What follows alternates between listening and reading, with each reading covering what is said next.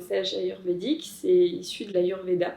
C'est une médecine douce qui prend en compte la personne dans sa globalité, avec ses émotions, ses caractéristiques physiques, psychologiques, spirituelles. Donc mes clientes, elles arrivent et puis je leur demande comment elles se sentent, comment elles vont, ce qui permet du coup d'aller plus loin, effectivement, d'avoir des libérations émotionnelles. Avec les massages ayurvédiques, donc on peut travailler de différentes manières. Donc déjà par les mouvements que l'on va faire, par l'huile qu'on va utiliser, qui est une huile médicinale ayurvédique. Tout est personnalisé, tout est utilisé pour un but bien précis. Je suis Charline, je suis esthéticienne, masseuse à mon compte. Je fais des massages bio-ayurvédiques et des soins de bien-être ayurvédiques avec des produits Kerali. J'ai été en fac de psycho une année. Je pense que je tâtonnais un peu, je savais pas trop ce qui me plaisait réellement, mais je voulais vraiment aller vers le contact humain. Et puis après cette année-là, un peu de flou, je suis allée en école d'esthétique. Donc après cette école d'esthétique, j'ai eu mes différentes expériences en tant qu'esthéticienne, en parfumerie, en institut et puis en thalasso. Et puis en 2018, c'est là que je me suis lancée à mon compte. À la thalasso, déjà, j'étais assez lassée. C'était beaucoup de massages à la chaîne, de clients, beaucoup de stress. On a le chronomètre tout le temps, la montre. Il faut tout le temps être à l'heure, il faut courir dans tous les sens. J'avais pas le courage de le faire, ni la confiance en moi, je pense, pour le faire toute seule.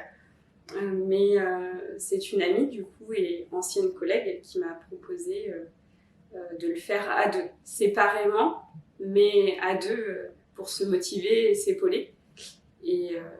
Et du coup, là, je me suis lancée à mon compte. Au début, forcément, je me posais beaucoup de questions sur mon activité. Est-ce que ça marche vraiment ? Est-ce que j'avais plein de doutes. Et j'osais pas vendre, entre guillemets, mes soins. Et parce que je n'avais pas conscience de la qualité, je me donnais pas de la valeur, finalement. Je donnais pas de la valeur à ce que je faisais. Et puis, du coup, j'ai fait un travail personnel aussi. Avec une hypnothérapeute, un travail de coaching qui fait que du coup j'ai gagné confiance en moi et je me suis donné de la valeur. Mes plannings, j'avais une personne par semaine, après une personne tous les 2 semaines, après plus de personnes par mois. Et puis aujourd'hui, j'ai le planning qui est complet. Elle répond plus à mes valeurs actuelles puisque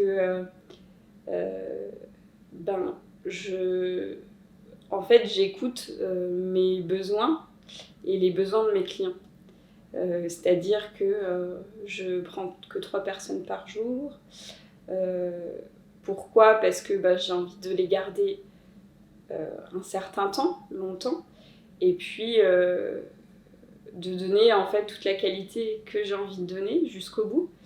D'ailleurs, je dis souvent ça, j'ai l'impression d'être un artiste finalement qui peint sa toile et puis qui met le point final et qui décide vraiment que sa toile est terminée en fait. Et du coup, moi je vois ça comme ça parce que finalement le massage c'est un art aussi et c'est vraiment ce qui m'a attirée. C'est le fait de passer finalement du massage bien-être au massage mieux-être. En fait, tout est en accord. Le lieu est en accord avec les produits, avec l'activité que je fais. Tout est logique finalement. Pareil, les produits, c'est des produits sans perturbateurs endocriniens, 100% naturels. En fait, il ne faut pas hésiter à se faire aider. En fait, faut pas rester seul parce que en fait, des entrepreneurs, il y en a plein. Il y a plein de moyens pour se lancer à son compte. Si c'était à refaire et que j'avais déjà les connaissances que j'ai là, j'aurais peut-être pas fait 2 sites internet parce qu'au début j'en avais commencé un Et puis en fait, voilà, le cheminement, ça évolue, etc. Et puis au final, j'ai perdu un temps fou à faire ça et j'aurais pu faire autre chose. Mais non, autrement, je changerais rien.